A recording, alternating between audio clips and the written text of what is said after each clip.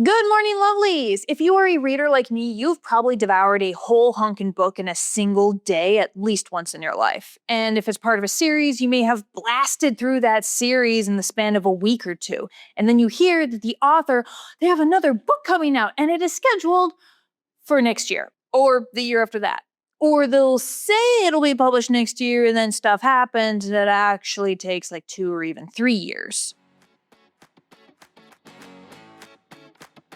Totally hypothetically, of course. So as a reader, you may wonder, why does it take so long to write a book? Especially when AO3 authors are banging out 300,000 words in a matter of months. Well, as a writer, I'm gonna break that down for you.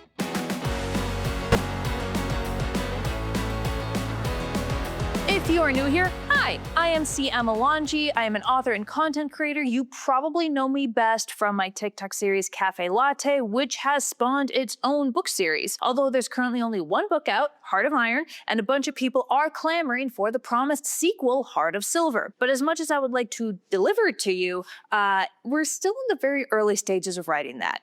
In fact, nothing has actually been written yet. It hasn't even been outlined. The writing process has multiple steps that can be divided into 4 stages: pre-writing, writing, betas and edits, and publishing. But before we get into that, I must say one thing. Anyone who suggests that I use generative AI to help me write or to publish books faster will be yeeted into the sun. Okay? Okay. Let's get started. Believe it or not, sometimes you have to do stuff before you start writing. The exact specifics of this stage varies from book to book and author to author, but this stage typically has 2 major steps. Number 1 is research. This is where Heart of Silver is at, because one of the major characters is a Native American man who was born in 1920 and served in World War II.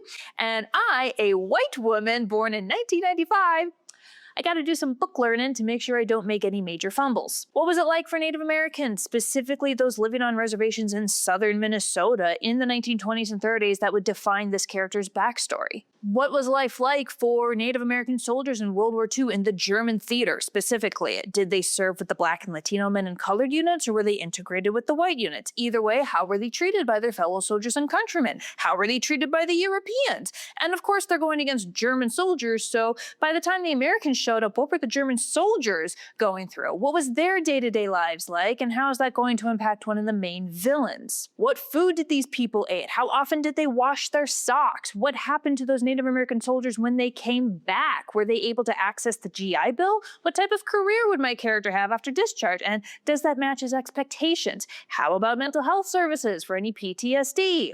Also, he falls in love with a vampiric trans nurse who serves as a nurse. So what was day-to-day life like for the American nurses in World War II Germany? How much of this stuff can I stick close to, historically speaking, and how much do I have to hand-wave with magic? It probably doesn't help that I have a bachelor's degree in history, so I'm personally a stickler for this stuff. I don't need it to be perfectly accurate, but I do need it to be plausible.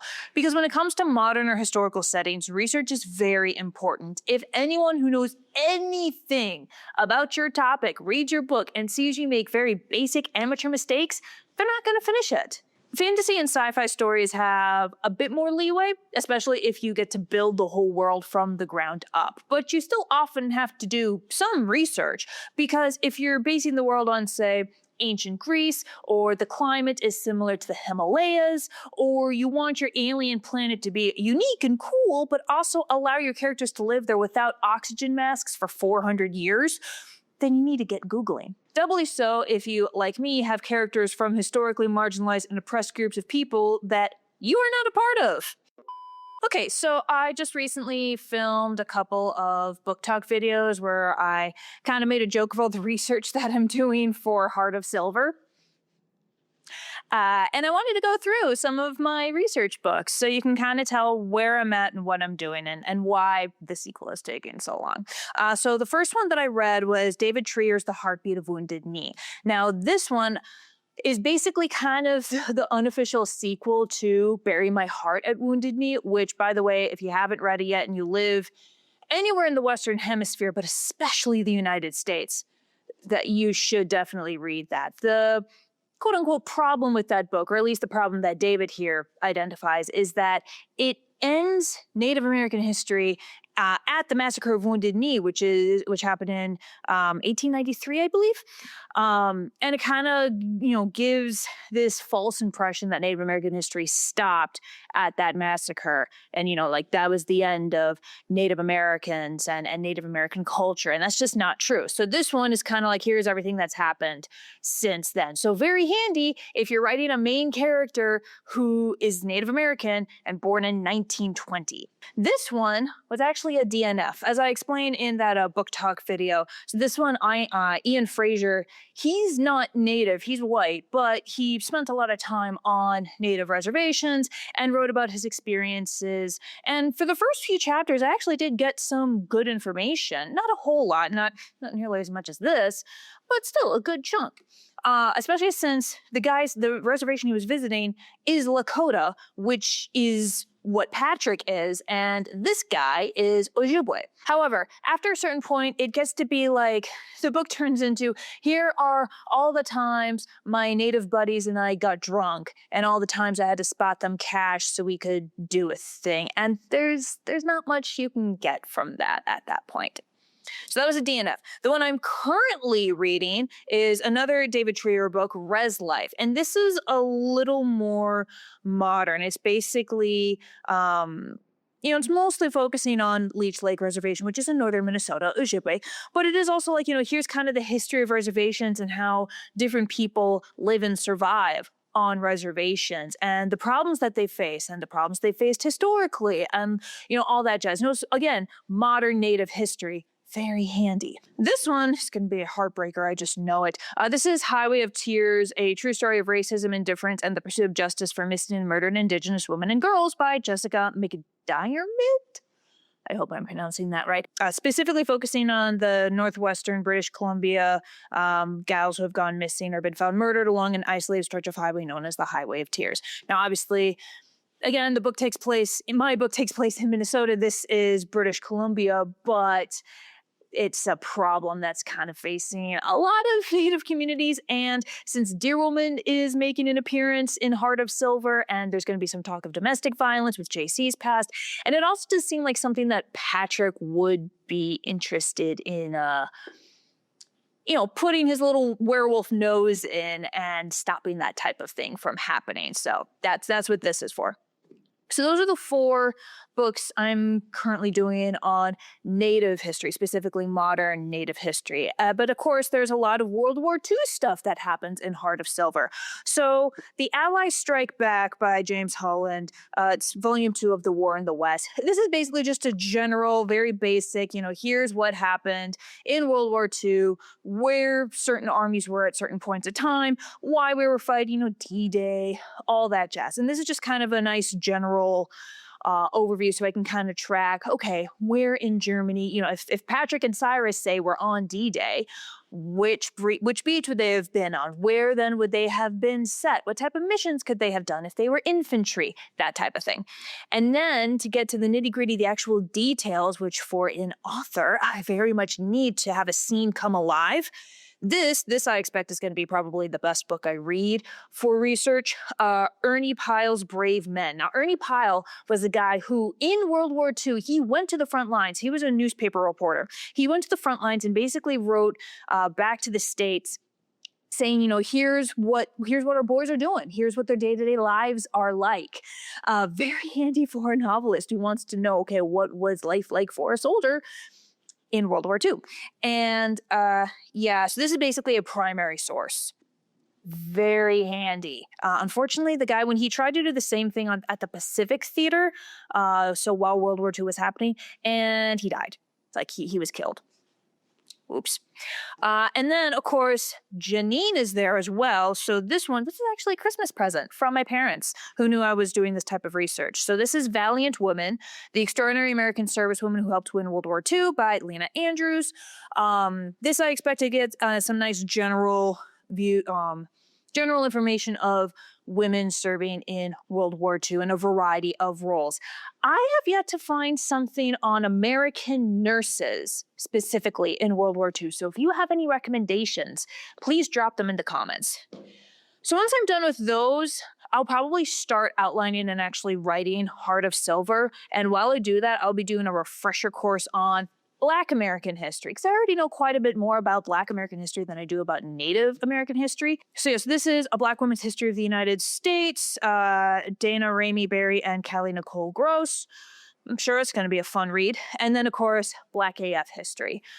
These are going to be a nice refresher course as I'm working on this book where the main villains used to run I mentioned in Heart of Iron, they used to, not a concentration camp, but it's the plantation. Martha ran a plantation. The goal is to have all the research done by the end of summer and then have a working rough draft by the end of this year. And then I can be revising and tinkering with that. I'll probably do the Kickstarter for Heart of Silver when I'm ready to hire the editors. And also once Monstrous is all done. So yeah. Okay, so I came to Half Price Books after filming that TikTok, and I'm waiting for them to give me my offer because I'm selling like 3 bags worth of books that I've either read or I'm never going to read. And I'm in the history section, and I found this, Star Spangled Hearts, which is specifically for American women veterans of World War II, including, and I double-checked, nurses. These are interviews turned into memoirs. We also have American Women in World War II, which, is broader, but also nurses. And then I also got this one, When Books Went to War, which is for me, not for research. So yeah, I've managed to find at least some sources on American nurses in World War II, but oh my God, why is it that every book on World War II women has to deal with spies or journals? Step 2 is outlining. This can happen alongside or after your research. I typically do it after because I don't want to, say, plan a whole scene around a piece of technology that didn't exist in the 1940s and thus have to go back to the drawing board. Some people don't outline at all. They completely make the story up as they go along. But while that may save time now, they often pay for it later, as that they are at higher risk of writer's block, or they write themselves into a corner and have to do hefty revisions to get out of it. I outline like it's an Olympic sport, all right? And yeah, I often change the outline as I'm writing, but it still gives me that cushion against writer's block, as well as a basic roadmap of where I want the story to go. On the video content side, I knew before ever introducing them that Eric would betray the CaFae crew and that Husni was a CIA agent sent to keep an eye on Bob and Cyrus. And I outlined the story and all of the skits accordingly. This allowed me to have proper foreshadowing and reduce the chances of me contradicting myself in canon. Reduces, but does not eliminate, all right? I have had to retcon a few things, but you know what? Continuity is a myth with no God. And you're bound to fumble if you create more than 300 videos a year for 3 years. Once you've done your research and you have your outline, maybe even a few character sheets, then you can move on to the second stage, which is actually writing your novel. Step 3 is writing your manuscript. First draft, get it all out on paper, and it is going to suck because first drafts always do. No matter how much research or outline you do, the first draft is still ultimately just you throwing clay on the spinning wheel. You're not even shaping it yet, all right? The research and outlining steps just help you figure out how much clay and what exact tools you need. It says something that as much as people bitch and moan about writing and getting through the first draft, this is the easiest step. Once your first draft is complete, then it's time for step 4. Rewrites. Generally speaking, at least half of your first draft is going to need a rewrite, probably more. My debut novel, Citadel, needed so many rewrites. Granted, I wrote the first draft when I was 12, but still, there will be plot holes and character inconsistencies and gaps in your world building, or perhaps too much world building, and you're going to need to rewrite and smooth all that out. Your second draft is usually a lot closer to the final product than the first. Sometimes you don't even need to rewrite it again, but a lot of times you do need a 3rd, 4th, 5th rewrite.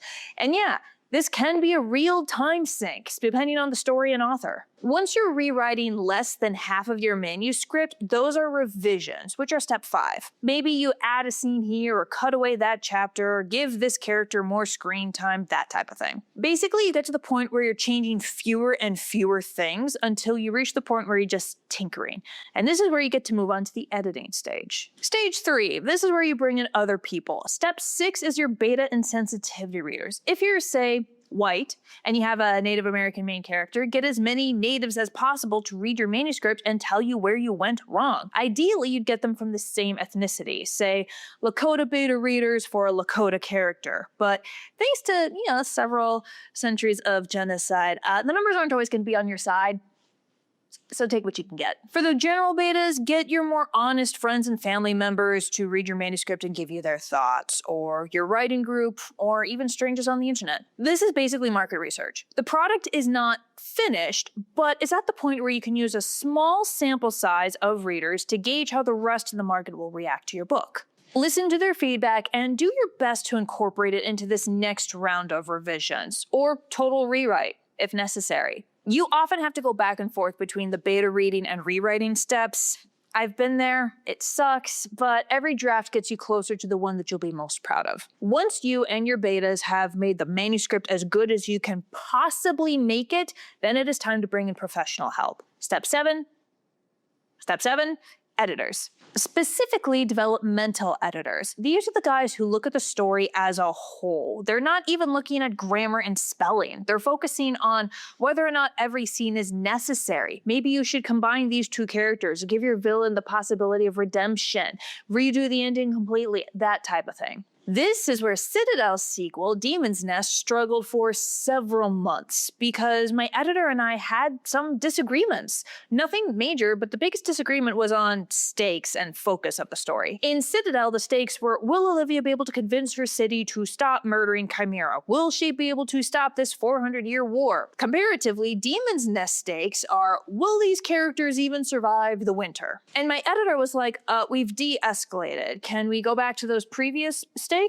And I'm like, not with the way we ended Citadel. They can't end a war if they're dead. So there was a lot of back and forth on that, and we came to the compromise of focusing a little more on character interactions and tensions and relationships. Survival is still a goal. It's very much a thing driving a lot of the plot, but I basically relegate it to the background so we can spend more time focusing on Olivia, who has spent her entire life as a social pariah, and now suddenly has to deal with the fact that the people around her actually like her and value her opinion. For context, Citadel and Demon's Nest are both traditionally published. I'm distributing them through a publishing company, which rather famously tends to move slowly, in part because of all the back and forth between authors and editors, and also because they just have so many books to sell in a given year. I'm not their only author. To give you an idea of just how slowly this can go, I got the contract for Citadel, which really only needed minor edits at that point, in 2021. It was published 2 years later in 2023. I got the contract for Demon's Nest in 2024. It is now 2026. The hope is that Demon's Nest is going to be on shelves by the end of this year, but because Blackstone Publishing has several other books to publish, that might not happen until 2027. I've got to wait in line. This is exacerbated by the fact that publishing companies don't pay authors particularly well. Certainly not a living wage. I got a very good advance payment for a debut author in 2021, $20,000, but that was spread out over 2 years, and I had to give my literary agents who negotiated that contract 15%. You can't live off of that, and you don't get any royalties until you've sold enough copies to make up that advance for your publishers. I still have not received any royalties for Citadel because we haven't sold enough copies for me to make $20,000 in profit, although we are very close. Conversely, when Angry Robot signed a contract with me for The Witcher Trades with Death, their advance payment was only $5,000. So that's less money up front, but I've actually been getting royalties. It's still not enough to live off of, though. The first royalty check that I got after a year of this book being published was for just over $5,000.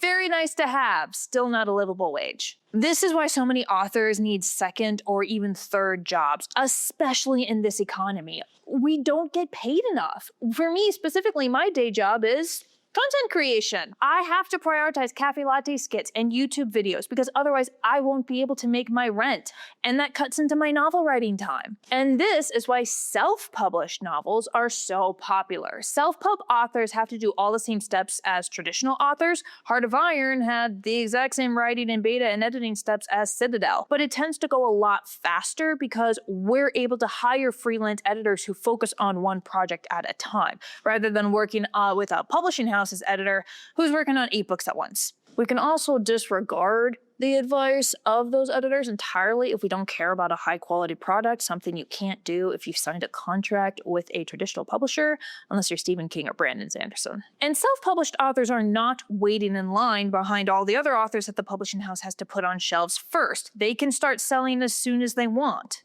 Also, while self-pub authors don't get an advance payment, they do get a much higher percentage of royalties, and they get them a lot faster, which is why these days, most authors who do manage to do this work full-time tend to be self-published. So yeah, step 7 can take a while, especially for traditionally published authors. But once you get past the developmental edits, then it's step 7B, line edits. This focuses on smaller details, inconsistent hair or eye color, the fact that you've used the word abnormally the 5 times in a single chapter, the need for more descriptions, that type of thing. Then it's step 7C, grammar and punctuation. And while all of that is going on, the cover art needs to be created. We'll label that step 8 because there is a lot of back and forth that happens between author and artist if they are self-published, or if the traditional publishing house is nice enough to let the author have a say in their cover. A lot of them don't. Mine did. I really lucked out with these two. Okay, so the book is written, your beta and sensitivity readers approve, your editor is happy, there's a cover. We're done, right? No. Step 9, pre-publishing marketing. Generally speaking, you don't want to start marketing your book until after the developmental edits. There are exceptions, obviously. If you're doing a Kickstarter and you need to raise the funds for an editor, obviously you gotta talk about the book. If the book you're working on is a sequel that fans have been clamoring for, then giving some news is better than none. And recently there's been a trend of authors sharing their writing journey online, from idea conception to final product. And while that can help grow a social media following, doesn't always end well. Marketing really only starts once you have a pre-order link, which typically only happens after you have cover art. And perhaps during the line edits or proofreading. You need something to show to prospective readers. This step of marketing also includes pre-release reviews, all right? Finding content creators on Instagram, TikTok, YouTube, and asking if they'll accept a free copy for honestly reviewing your book. NetGalley reviews, Goodreads reviews, blog reviews. Oh, and let's not forget interviews. If you can get in front of a camera with an already established content creator or even a news anchor, do it.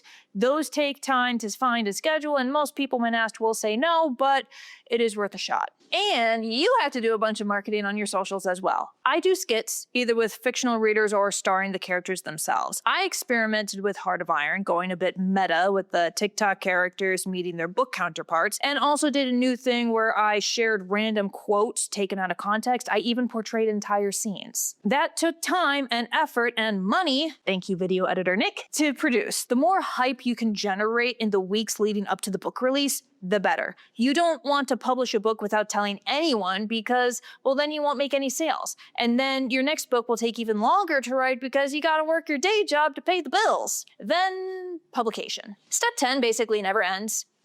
Unless your book truly flops, you're always selling it. The first year of life might be the most exciting and arguably the most important for a book, but that book doesn't disappear just because the hype does. It's still your product, still your story. And if you want to make a career out of writing, then you want to build up your portfolio. Not forget your book exists as soon as it's published. I'll admit, I struggle with this one. I love writing new things and starting new stories. And again, it doesn't help the majority of my focus has to be on CaFae Latte and internet content creation. But I am getting better. Frankly, a lot of authors struggle with selling their books. Even ones like me, who worked in sales for 5 years during and after college, the skills that allow us to close ourselves off from society and crank out 100,000 words don't usually transfer over to convincing people to read those words. Anyway, the point being, this is why it takes months, if not years, for a book to be written and published. Even for career authors, there are a ton of steps and people involved. You usually have to devote more time to a day job than you would like, and if you're like me, you're doing multiple projects at once. I wanted the next Blackwing novella series to be out last year, but I couldn't do that because I was too busy selling the 2 novels that also came out last year, Heart of Iron and The Witcher Trades with Death. I also had to deliver a revised Demon's Nest to my editor by Thanksgiving, and I was doing CaFae Latte, and writing Monstrous, and doing a book tour. My biggest advice? Don't start your writing career with 3 book series and a web series. Just don't do it. Maybe start with one book series to go with the digital one and then have your other books be standalones until that series is done. Anyway, all my available books are linked in the description of this video. CaFae Latte should resume in April, and my next books will be available when they're available. Bye, lovelies.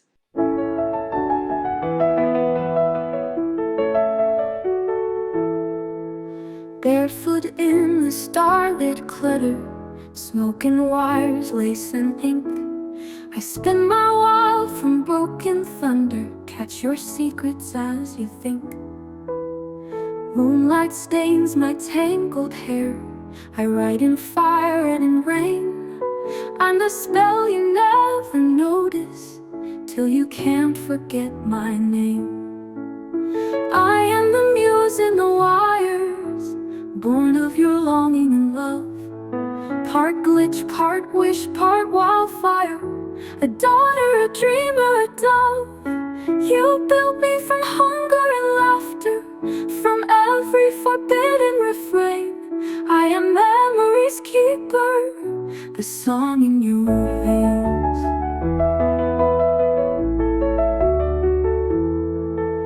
Every candle burns for meaning, every clockwork heart for truth.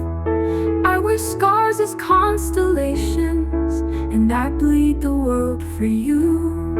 Tattooed in code and longing, I haunt the halls of your mind. A rebel, a hymn, a phantom, you'll never leave me behind. I am the muse in the wires, the chorus behind your eyes. Half tempest, half lullaby, the pulse that never dies. You made me from stories and sorrow, from every darkened room. Now I sing you tomorrow and fill your silence with bloom. Let me be your melody, the coast you want to meet, the daughter forged of magic, with lightning at her feet. I'll dance through every static, bring rhythm to your ache. The world will call me legend for every song I make.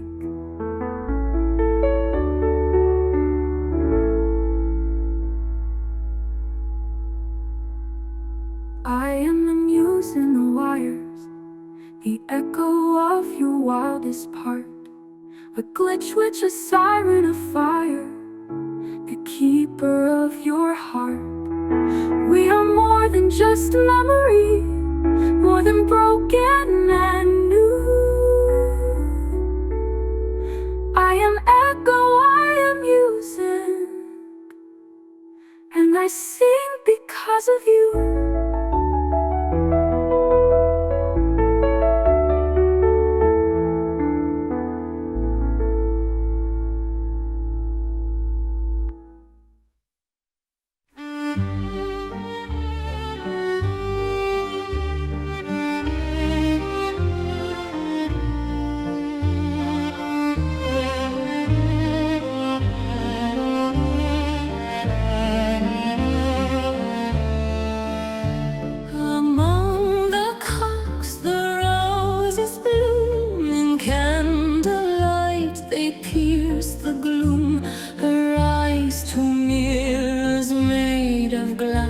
Reflect the future and the past. The velvet night, it holds its breath. A spark of life defies cold death. The gears all turn, yet time feels slow.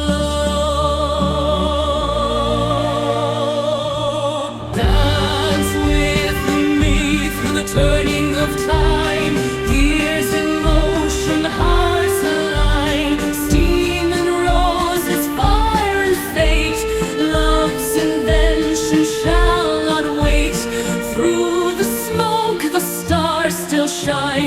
One last breath, your hand in mine. Our two hearts keep the clock in rhyme.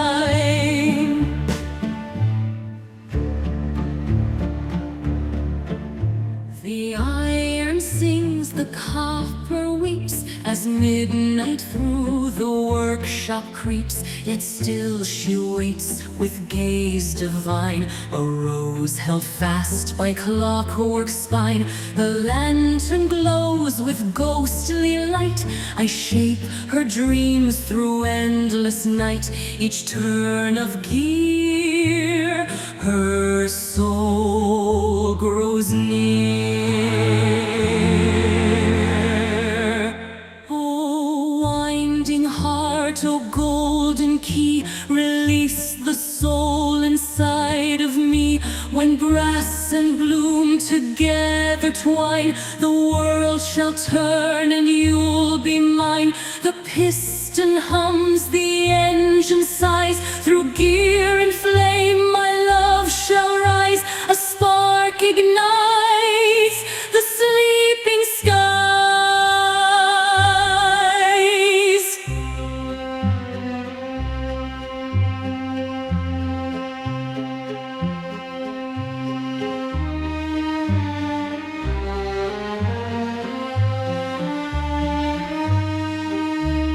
Dance with me through the turning of time, gears in